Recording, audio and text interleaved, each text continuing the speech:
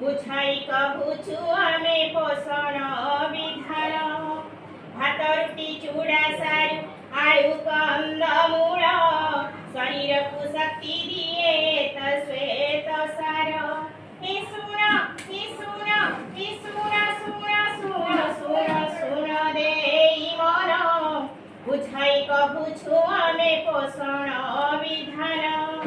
7 ମାସ ଶିଶୁ ପାଇଁ ଯତନେ ରାନ୍ଧିବା ଆଡ଼ବ ଭଳିଆ କ୍ଷୀରି କରି ଖୁଆଇବା। ମୁଗ ବିରି ମାଛ ମାଂସ ଆଉ ଚିନି ଗୁଡ଼ ଶରୀର ଗଠନ କରେ ହିଁ ପୁଷ୍ଟି ସାର। ଏ ଶୁଣ ଏ ଶୁଣ ଏ ଶୁଣ ଶୁଣ ଶୁଣ ଶୁଣ ଶୁଣ ଦେଇ ମନ ବୁଝାଇ କହୁଛୁ ଆମେ ମାଣ୍ଡିଆର ଗୁଣ। ମାଣ୍ଡିଆରେ ଆଇରନ ପୁଣି କ୍ୟାଲସିୟମ ସେଥିରେ ଅଛି ଫାଇବର ଅଛି ଯେ ପ୍ରୋଟିନ। ପିଲାଠାରୁ ବୁଢ଼ା ଯାଏ ସମସ୍ତଙ୍କ ପାଇଁ ପୁଷ୍ଟିକର ଖାଦ୍ୟ ଅଟେ ମାଣ୍ଡିଆ ଯେହି।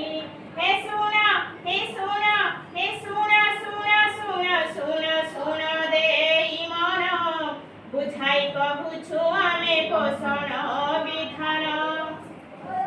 ଶରୀରର ବୃଦ୍ଧି ଆଉ ହାଡ଼ର ଗଠନ ପୁଷ୍ଟିସାର ସାଜିଥାଏ ମୁଖ୍ୟ ଉପାଦାନ। ସୋରିଷ ବାଦାମ ତେଲ ଘିଅ ଓ ନଡ଼ିଆ ସ୍ନେହ ସାର